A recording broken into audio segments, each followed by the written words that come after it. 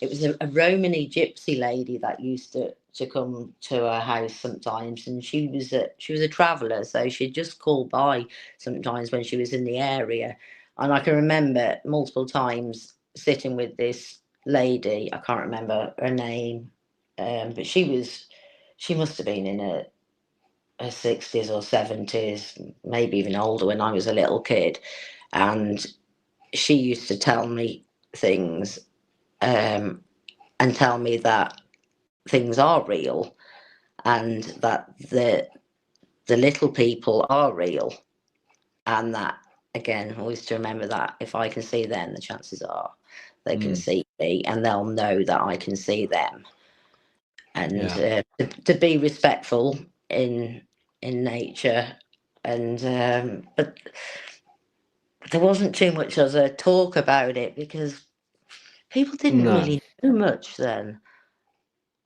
And No. like I say, my dad wasn't keen on that sort of talk. And as I was growing up over the years, I can remember getting in trouble multiple times for talking about ghosts, Mm. scaring people. And Mm. I remember my mum saying, yeah, multiple occasions. Sorry, you're gonna have to cut that bit out. Will you No, stop that's talking fine. about you stop talking about ghosts and giving Mm. everybody the willies. And I got in trouble at school once. That was after visiting a ruin somewhere where said saw a ghost there. And I scared kids on the school bus, and I got in trouble for that. So it was always something that was part of life. Didn't happen all the time, but there were things that would happen. Mm. So You I, were aware of you were aware of other stuff almost. You were aware of other stuff. oh, Uh, absolutely, yes, mm. yeah. Okay. Okay. I was also petrified of it. It was like I was fascinated by it, but I was petrified of it. Well, every occasion I've had some really good. I tell you, it's funny. I've had some really good, funny occasions where it's just been really weird, but but but funny. You know what I mean? It's just been. Um, but I will say one thing. I do think that uh, on the whole of it, on the whole, I think with ghosts and with entities, and I'm going to be quiet. This is going to be an umbrella kind of statement for my part only. I do think that they are predominantly all of them quite dark spirits, and that includes aliens, ghosts, cryptids. I think they are quite dark in origin. I've never had. I've had funny things happen where I've gone hardy ha ha ha. Where's my shoes? Who's hidden those? Um, to um, uh, handprints on the window when it's been like kind of a townhouse, 3 stories up on the outside of a window in the morning, and it Oh god. wasn't there night before. Um, to really sort of odd things, but quite funny, in a way, Mm. because at the time Spider-Man was quite a big thing, and all the movies were coming out, the early ones, and me and my mates were going, "Oh, you've got a Spider-Man, Spider-Man crawling up your wall." Um, past your window. But that kind of thing happening, or my shoes going missing, or this going missing and then turning up again, sort of like funny stuff like that, which hasn't been particularly bad. But I think on the whole, these entities, I do think, are quite a dark in a way. I don't think they mean us well all the while. Definitely not. Yes, that's definitely the impression I've got throughout life. And I feel that a lot of the encounters I've had have been dark, and I felt when I was a child, um, except for when I saw my nan after she died, and I was 10 then. I feel like all of the things that happened during childhood were were quite dark, and that's probably also why I was scared of things, because I knew they were dark. And they were. I always felt fear of them, always. Okay. Now I'm gonna ask you, but you don't have to answer. Okay. When you saw your nan, did you see your nan as a what we would call a spirit? Yes, she was. I was quite interesting actually, but I knew, obviously, I knew she. It was the day she died, um, and I knew she had died that day. So I went to bed upset about it. My mother was downstairs at the time, and she appeared at the bottom of my bed. She looked like she looked maybe 5 or 6 years before she died. And my nan was disabled when she died, and she hadn't walked for probably 5 or 6 years, and she was stood up, and she was at the bottom of my bed, but she wasn't solid. I could sort of see through her a bit. She was quite like faint, although she looked like her, but I knew I could see through her a bit. She wasn't solid, and she picked up. There was a bottle of nail varnish on the table, which is like an opaque white nail varnish, and it had glitter in it. And she'd bought it me a couple of weeks before she died, and because I'd been pestering, I was getting to that age, and I'd seen this nail Mm. varnish, and so she sent my granddad down to the chemist to get this little bottle of nail varnish for me, and she picked it up off the dressing table. She smiled at me, and she wiggled the nail varnish like it was a little bell, and then she didn't say anything. She just smiled, and she put it back on the dressing table, and I just lay there looking at her, and then she went. She went away, and eventually I fell asleep,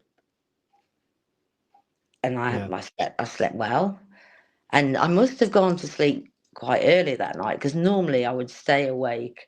If my dad had gone out to the pub for a few beers, I would generally stay awake until he got back, Yeah. and they went to bed as well. And but that night I fell asleep, and I didn't wake up till the morning. I slept straight through. And when I got up in the morning, I woke up quite early, and I could hear my mum downstairs, and my dad had already gone to work. And mum was getting the breakfast things ready, and she was really upset, obviously, because her mum had died the day before. And sorry, Yeah. Did we I told her what mm, had happened, yeah, and the night before. yeah. Um, she'd seen the same as well. She'd had her mum come to her, and so she sort of we had she gave me a breakfast and sorted my little brother out, and we went round to my granddad's house, and when we got there, my granddad was in, obviously he's in a bit of a state. He's lost his wife, and my granddad, my granddad had also seen her that night as well. So what we did, because obviously my mum was a little bit concerned over me because I'm already seeing things left, right, and centre. So we all, Mm. my mum and my granddad wrote down what they saw, Mm. and they helped me, um, gave me a piece of paper and told me to write down what I saw and what Nan was wearing. And what we didn't want to do was like discuss it with each other, and Mm. too much. And we at this point we didn't know. All my granddad had said was, "Your mother's been round to see me," and so that's when Mum said, "Right, okay, then let's see what happened here." And when we all went through what had happened, it was pretty similar for all of us.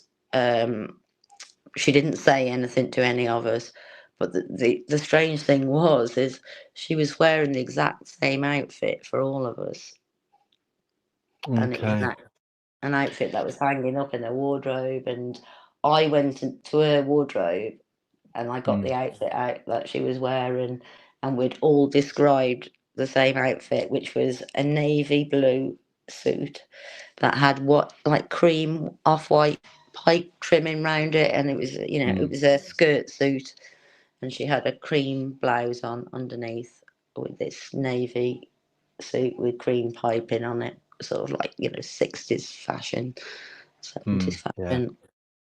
Yeah. Oh my word. Are you okay? Do you want to have a quick break? Yeah, if that's okay. Let's have a quick break. I'll pause this. Okay. Okay. You have another story, Polly. That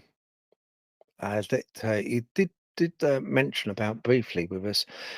Is it possible that I could ask you to mention what happened to you next, please?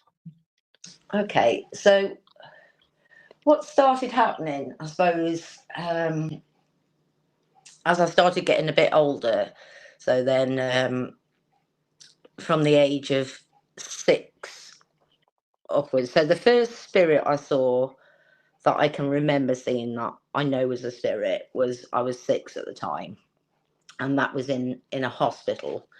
Um, and I was in hospital at the time, and I ran off and I hid in the basement of a hospital.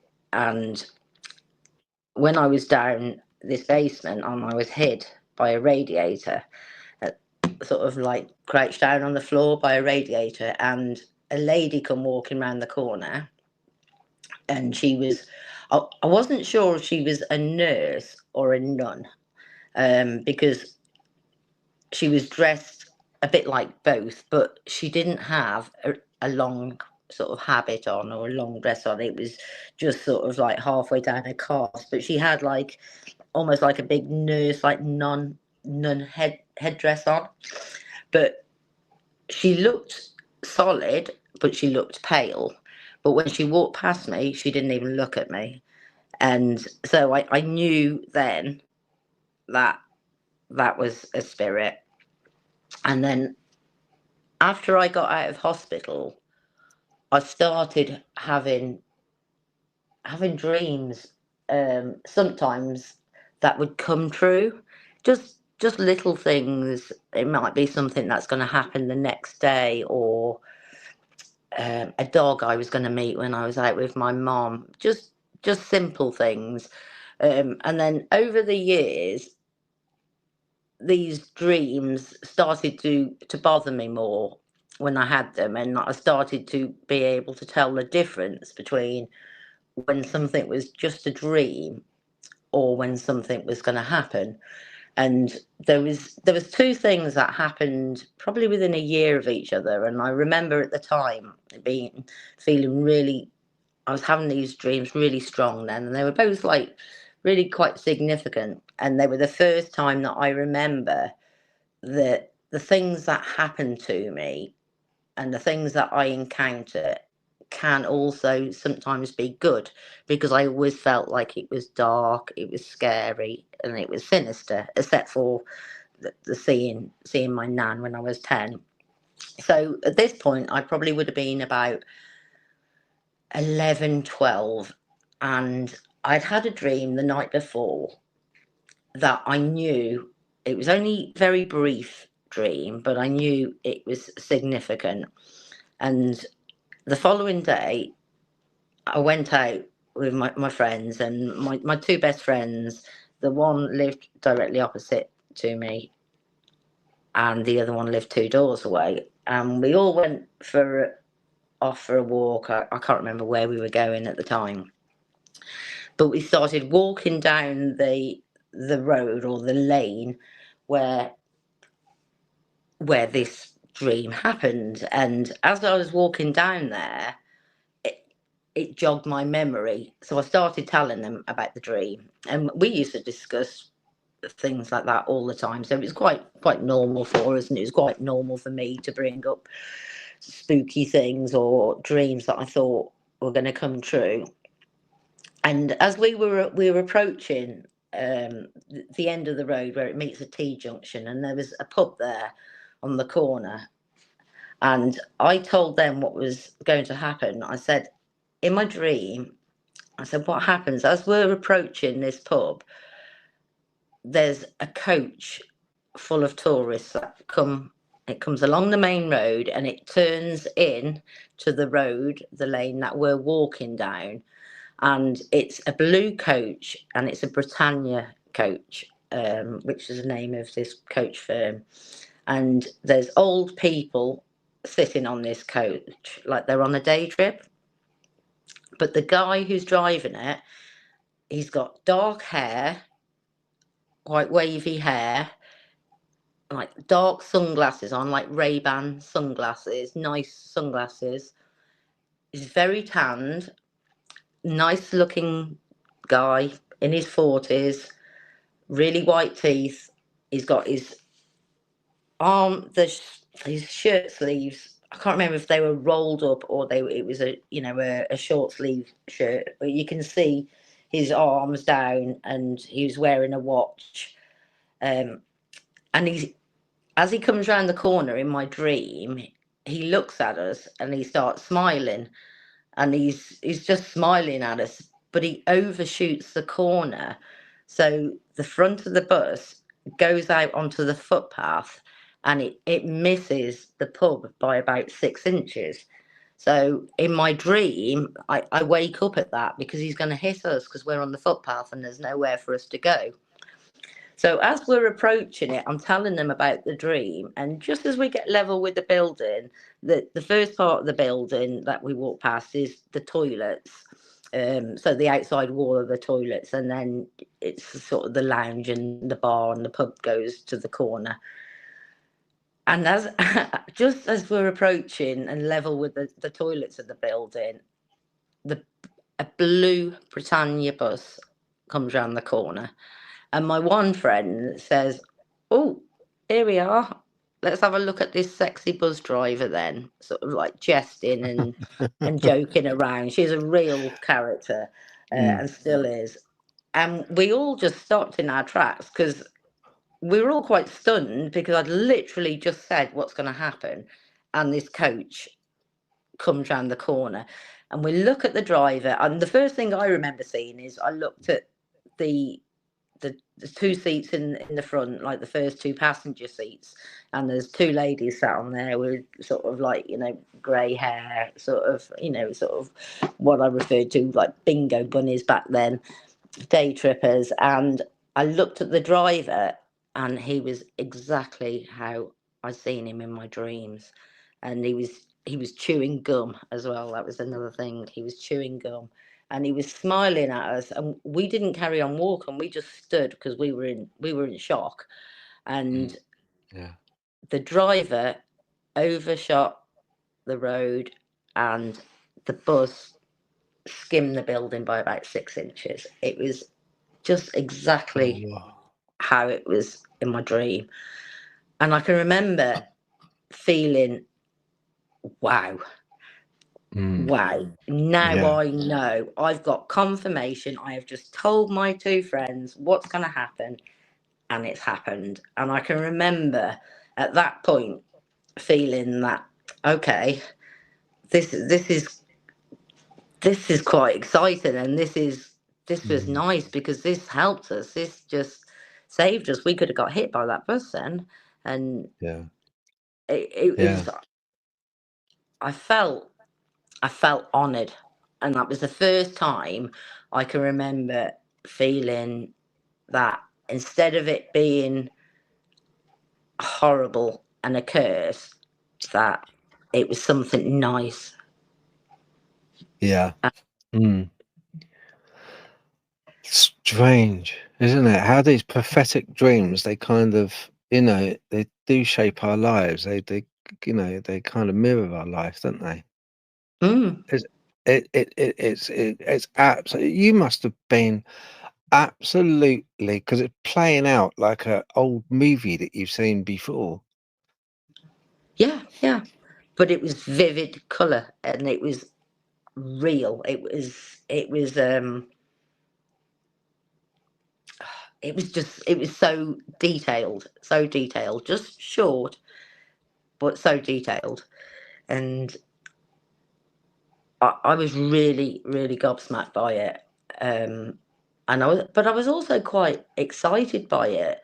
And I think at that point, I then started embracing things a little bit, and we all started getting like really into sort of like spooky things and going to get books out the library. There wasn't a lot around then. I mean, there was no internet, but we had a library in our town, and you know, there was a couple of books in there, and we'd go and look at these books, and then we'd take it in turns looking these books out the library so we could keep hold of them all the time and work our way through these books. And but my parents, they didn't. I had to be careful with that because they didn't like me looking at stuff like that and messing with stuff like that. So we really started to embrace it for a while, and then and I started to become quite comfortable about speaking about things with people, and it was probably about a year after that. Something else happened, another similar thing, but it didn't go down as well, and this then started to close me down to it once again. And what happened on this one was it was we went to visit a lake, which was a couple of miles away from the town I lived in, and it's I was with everybody with me. I think I had my one friend with me that was there when with the incident with the Britannia coach. In fact, she was the one that said about the sexy bus driver. She was there, but we were with a group of people, and we were the youngest ones there. We were sort of, I don't know, probably 12, maybe just touching on 13 at the time. But all the other people that were there were sort of like 17, 18, sort of that sort of age, maybe even a little bit older. And there must have been a dozen of us there, and I think we'd been swimming in this lake, or we'd been up to the lake for the day. And there's a lay-by at the side of the lake, and there's a main road that runs by the lake, around the lake, and it was quite a new road at the time. It hadn't been there all that long. And we were stood on the opposite side of the road, looking at the lake. So we'd already been in the lake, come out, and we're opposite this lay-by. And at the side of the road, it's quite a wide road, and I think it might be. I'm not sure. It might be like 4 lanes now, but back then it was just 2 lanes, but very wide, new modern road, like a bypass style road, and it had very wide verges, grass verges, and then at, around the verges, sort of towards the back of the verges, there was like a metal crash barrier. Again, that was also new, being put up with the road. So the road had probably been up a couple of years at that point. And we were all stood there. It was a sunny day. It was probably, I don't know, I've got the impression it was maybe coming up to 4 o'clock in the afternoon, somewhere around that time. It was daylight though. And I got, for whatever reason, I got distracted looking up the road. And you can sort of look at the road, and there's a bend that sweeps into it. And I just totally got distracted. And I was watching this bend, and I was having a strange feeling, like the feeling that I sometimes get before something would happen. And I don't know exactly how it happened. I can't explain exactly how it happened. So I don't know if I saw it first, sort of in physical, or I imagined it in my head. So this wasn't from a dream. It was almost like I had like a vision. I imagined that a car was going to come round this corner, and the car was a green, like a slightly metallic green Vauxhall Viva. And there was going to be a lady, she was quite a big lady, well built lady, with sort of faded brown hair that was going slightly grey. Um, Mhm.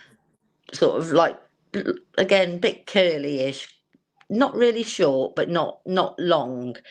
And she was wearing a white t-shirt, and she's Okay. quite a butch looking lady, if I'm allowed to say that. Mm.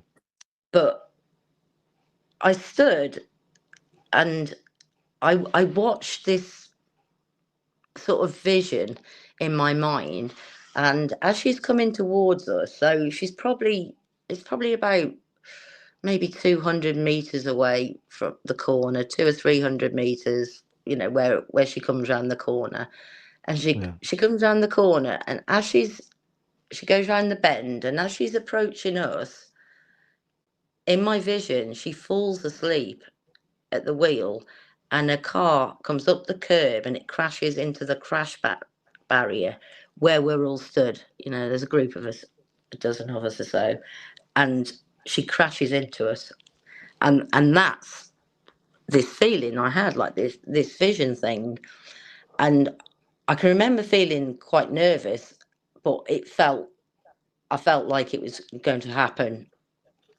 and I went sort of stood back with the group because I sort of just walked away from the group a little bit, and I got a little bit hysterical and I started panicking, and I said, "There's a green Vauxhall Viva. It's going to come around the corner. It's going to crash into us. We all need to move. We need to move away from here." And I was being really, like, quite dramatic about it, I suppose. And Mm. there was like people in the group were looking at me as if to say, what's she on?" you know, crazy girl.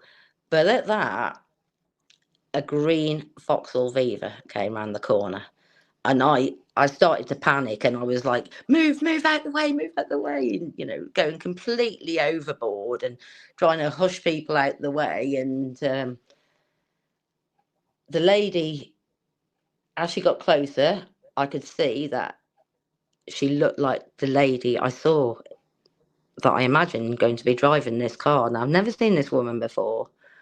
She came round the corner, she got onto the straight, she fell asleep, her head went forward, and she crashed into the crash barrier. And I was the only I ran over to the car, and I opened the passenger door. The door was unlocked, the passenger door was unlocked, and she was okay. She was a bit shaken, and she said she didn't know what happened. She just fell asleep, and she was fine. And sort of the car wasn't really badly damaged or anything. It was dented, where she dented into the barrier, and sort of a few people came over then, made sure she was okay, and she didn't want to talk. She didn't want us to try and get any help, and I think a couple of the guys pushed the car back off the dirt, off the grass verge sort of thing, and got her into the road, and she drove off. But the people I was with, some of them were okay, but it really freaked people out, and some of the people in the group said, said I was a witch and I was a freak, and basically didn't want anything to do with me again. Really? Yeah, And you saved their life, basically. yeah. I mean, I But don't know it if is, anyone it, would have died or not, but that car would have hit us. It would have hit where we yeah. were standing. But the people in the group, it really freaked some of them out. And they were mostly guys, and I don't think guys handle things as well as girls do. And they certainly didn't back then, because, guys, it was more of a macho image then. Guys weren't encouraged to embrace their femininity, or, their natural instincts more. It was very, boys will be boys world. But Mm. it really freaked people out. And that was another big lesson for me, is I need to be careful about what I tell people. And it sort of, it made me want to shut it down. I didn't want these things to happen. Mm. Do you know, it's Um, the first one with the coach and the driver, the good-looking driver. Uh, I can get that. I can get that. I can relate to that. I can definitely relate to that because you're in a dream state. When you're in a dream Hmm. state, it's uh it's still a prophetic dream.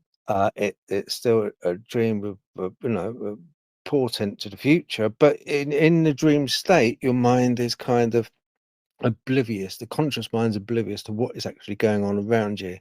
So it is your subconscious, which is busily working away, running through a lot of scenarios of your day, and in your case, scenarios of the future.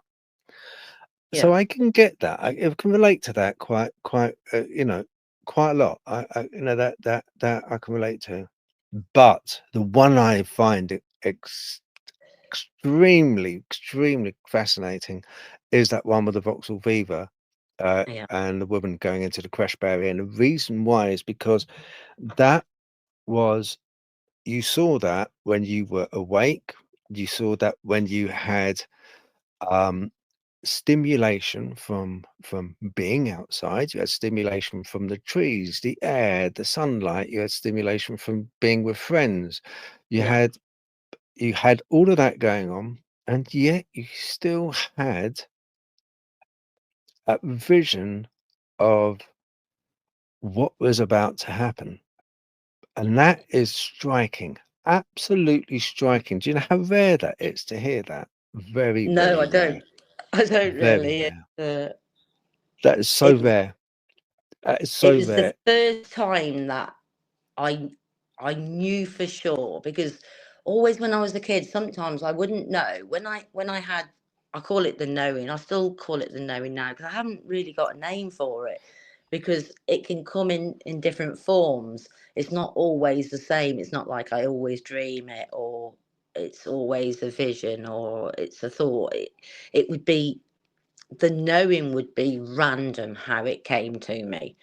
And a lot of the time I didn't know if it was from daydream or dream when I was growing up. And most of it used to be from dream, but that was the first time I can remember it happening fully in daylight area. And it's the first time I can remember the feeling of before it happened, that almost like taken away from Mm, reality. mm, It's like everything else around me became a little bit distant and echoey. And although the world was still there and everything was there, it's almost like I'm in this still tunnel.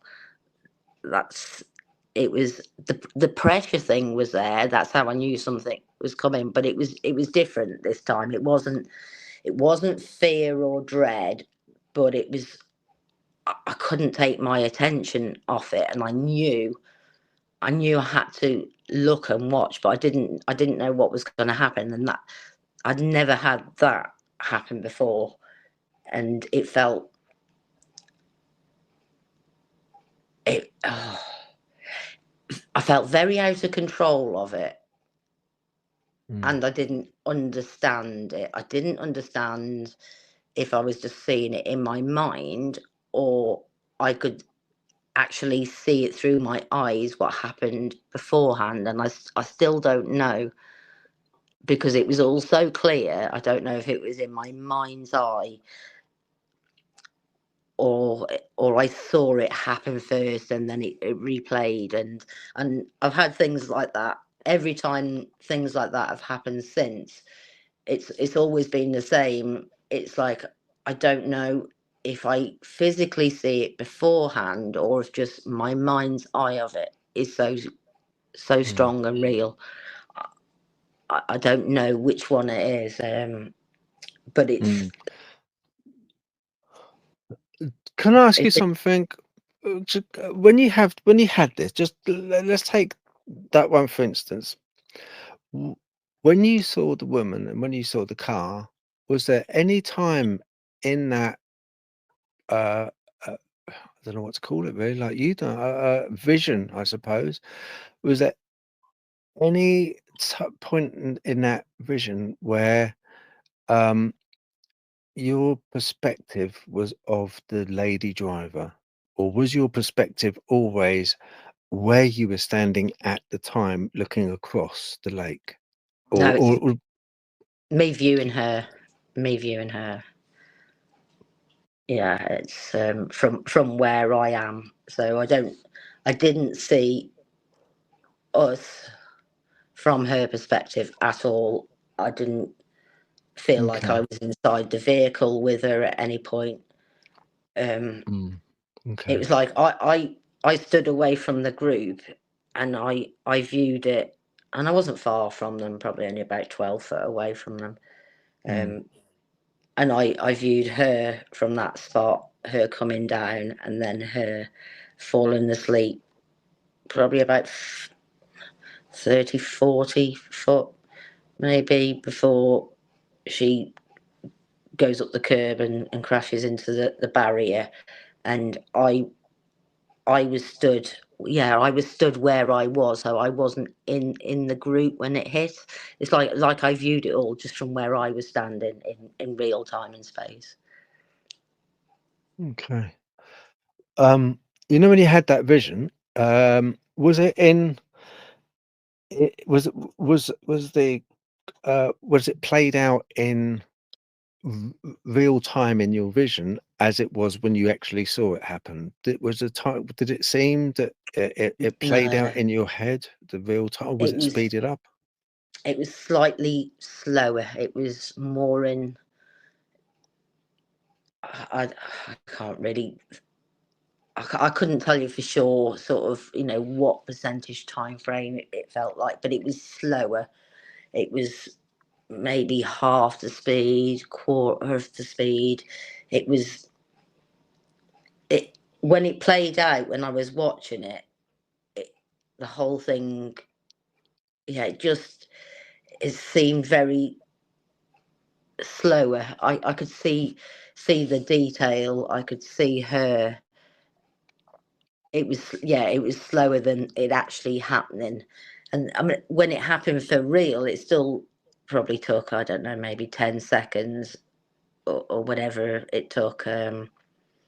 Hmm.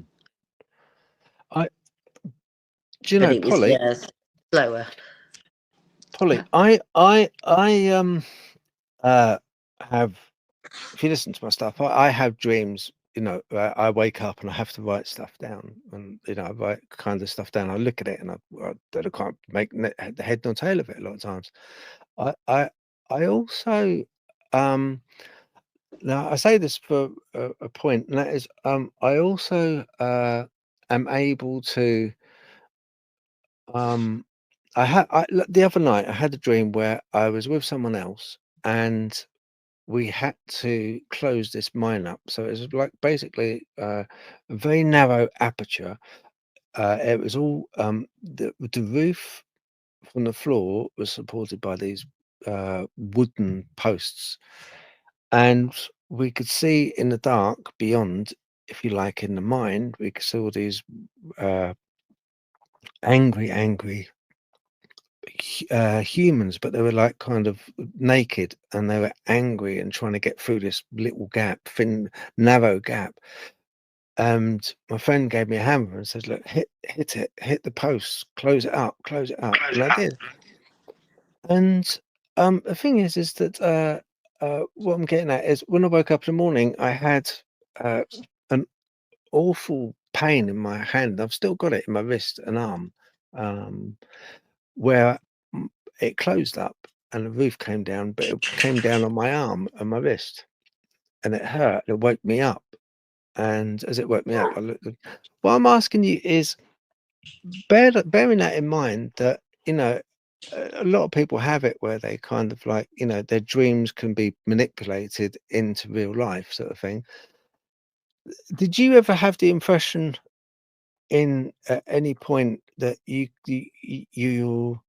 could maybe during the vision have stopped the car or you could have altered the vision so that it didn't go into that barrier. Do you think you ever had that control over that dream?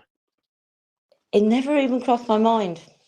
It's I've never even thought about that. Never crossed my mind at the time. Never really, yeah, never had that question posed to me either since. So Mm. the only thing I felt I could control was moving the people out of the way. Is I didn't Mm. feel like I could control the event happening, but I felt I could. That's why I sort of like decided to tell you about that one, because it sort of ties on a bit from the Britannia Mm. bus one. Is I Yeah. knew I couldn't stop that driver overshooting. Doesn't matter where we were walking, where we were, that was going to happen anyway. But what I could control was where we were when that happened. It was almost like that was, I have an option to do something about it. And because I can see something bad's going to happen, the only bit I can change is where I am in that Yeah. series of events.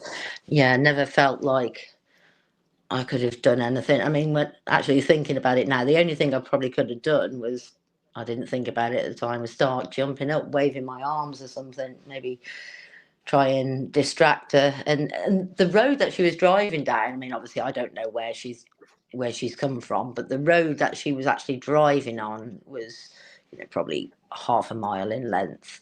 Um, she could have been driving for hours beforehand, and I'd never seen anybody fall asleep at the wheel beforehand, and obviously I wasn't old enough to drive myself, so it wasn't something I was massively aware of. But Mm. and it's weird because when in the vision, I knew, and then what I said to the people was, she's going to fall asleep. It didn't occur to me at all that she was dying at the wheel or she was going to die. I knew she was going to just fall asleep, and that's what she did. She just dropped forward onto the wheel, and she didn't know why she did it. She was really shocked that she did it, and she was embarrassed, and she was a bit concerned. She just wanted to get out of there and just go, and I think she was probably a little bit shook up by it, and yeah, but didn't feel like I could stop it. No.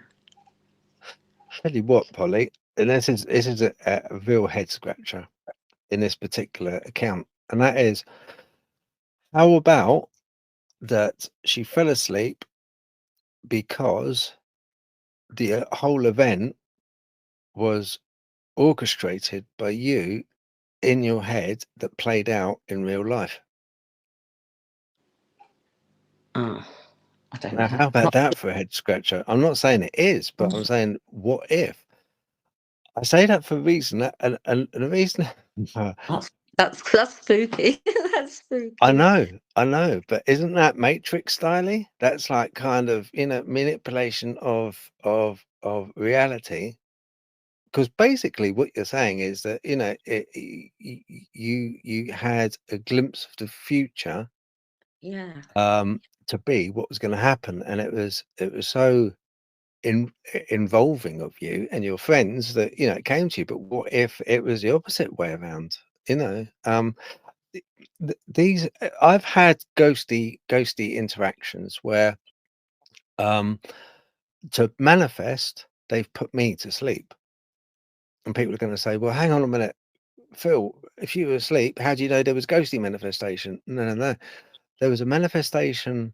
I was living in Lakenheath in Suffolk at the time, and it's a council bungalow, and I went to go to the loo, and it was early hours, 2 o'clock in the morning, something like that, really late. Um, anyway, I forget what time it was, but it was late. Anyway, so I went to the toilet, and I just wanted a wee, but for some reason, I had to sit down on the toilet, and I just put my head down like that, put my head down towards my chest, chin on my chest, and fell asleep. And I was wiped out. Now, I never wanted to get up and fall asleep on the toilet. I just wanted to get up, have a tiddle, and go back to bed. Anyway, I went back. I woke up, and then I went into the bedroom, saw the girlfriend I had at the time, and she was white as a sheet. And she said, "Oh my word, Phil, where have you been?" I don't know. I said, "I just honked out on top of the toilet. I wasn't drunk. I wasn't drunk at all. I had work next day. I wasn't, um, and it was a school night, so I wasn't going to drink. So, and I said, "What's wrong with you anyway? Look like you're seeing a ghost." And she just nodded. Yeah, at the foot of her bed, sitting on the end of her bed, looking at her with this old lady. And I believe that it was manifested or used my energy probably to manifest itself because there was no other reason for me to be vacant from that bedroom for so long when all I was going to go for a tiddle and to just wipe out and just have to sit on the toilet and fall asleep for a period of time. And she was absolutely terrified, the girl was. Wow. Yeah, I bet. So it kind of makes me think. I wondered to myself afterwards, after the fact, and your account made me think of it. And I thought, well, this driver fell asleep. She Yeah. fell asleep, and she doesn't really know why she fell asleep. And you were talking about, if she had died at the wheel, if she had passed out, if she had died, or if she had died, maybe God forbid, had a stroke or something and died at the wheel, and that's when she hit the barrier. But she didn't. She fell asleep. Yeah. What about Yeah. if the energy for the manifestation of what you projected was enough for her? You zapped her energy and was enough for her to fall asleep. How about that? How about that? Yeah. It's Uh, like something, like I say, wouldn't have even crossed my mind back then. But now, thinking about it, I'm sort of getting to the stage in life now. There's that many crazy and weird things happen over the years that I wouldn't really dismiss anything now without looking into it mm. more. I'll tell the people at home just really quickly. Okay, when I was talking to Polly, it took a long time, really, a little while to to to to I wouldn't say convince, but to ask Polly to come on to chat to you, yeah, about her experiences.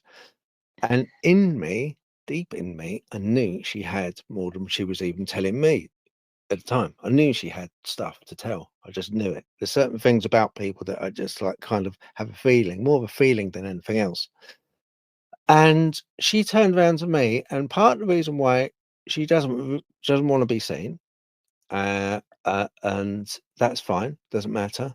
It really doesn't matter. But part of the reason is because um she thinks, and she said to me, "Phil, the stuff I'm going to talk about is just so out there and so bonkers, so absurd that, it's a bit embarrassing, if you like. I feel a bit embarrassed talking about it because of what people interpret it to be." Like her friends, when she was witnessing that car, having a premonition of that car, and they turned around and said, "Oh, she's a witch. She's a witch. She must be dumb. How did she know that? Oh, a witch." People tend to, and it doesn't help. So, what I'm saying is, you know, scolding people and saying automatically that they're fibbing, they're lying, they're exaggerating. It is wrong to do that. Okay, Yeah. first thing, I just want to tell people it's wrong to do that. These people that talk about this stuff, you do get, for want of a better expression, you do get nut jobs out there. You do get people that come up, fabricate stuff because they think it's kind of clever to jump on a bandwagon. I don't know what bandwagon it is because this stuff for real experiences a lot of times is not fun. No, Yeah. no. So I just wanted to tell the people out there that I got a lot of admiration for you. I think you're very brave, and um, once again, I think it's you know, it is a very brave thing that you're doing, because it's, you know, it is stuff which is just to ordinary people down at Tesco's, you know, kind of, you know, just checking out their shopping would be like, what? You know, they just wouldn't really, you know, kind of, you know, I know some of the people that, you know, I know would scoff at the fact, you know, if I said to them, oh, um, you know, I've seen this and I've seen that, and I don't tell them half because I don't want them thinking I'm, you know, it's a very personal thing which Polly experiences, and being that it's such a personal thing, it's a very personal thing that I've experienced. Personal thing, it's a very personal thing that a lot of people experience, and because of that, I think, you know, we should regard each account on its own merits and not just put them all together and just call them kind of like you know, fanciful dreams, fanciful uh,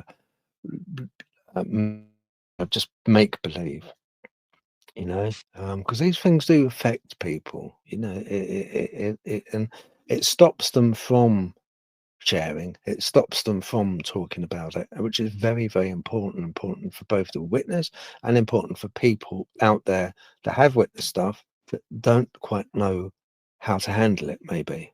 So, anyway, yeah, sorry, that's me just having a little rant there, because it just struck me as such a profound, account you mentioned about that Vauxhall Viva car going into, and you saving those people's lives.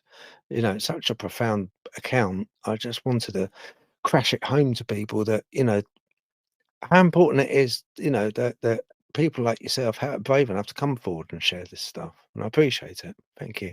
Yeah, it was tough growing up with those things going on because it would freak people out, especially what I call the big events or the knowing events.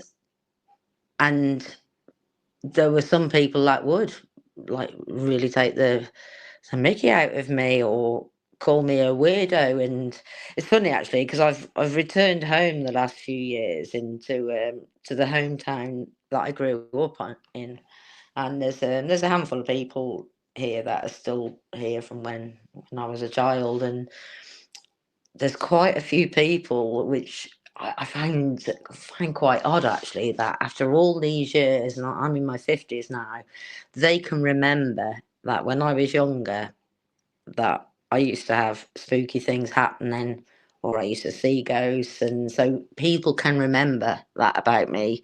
And obviously I've moved around a fair bit in my life, but pretty much everywhere I've always been, people will always remember me for having odd things happening, knowing things, which these things sort of continued to happen throughout my life. As much as I try and block them out and block them down, there's certain times in life where it gets things get powerful and things start happening again, and I'll go through a period of time where I know it, and sometimes I make adjustments to my life, and there's I don't know if they're warnings, but I go through waves in life of it happening, and that particular period, I think, obviously I was approaching puberty.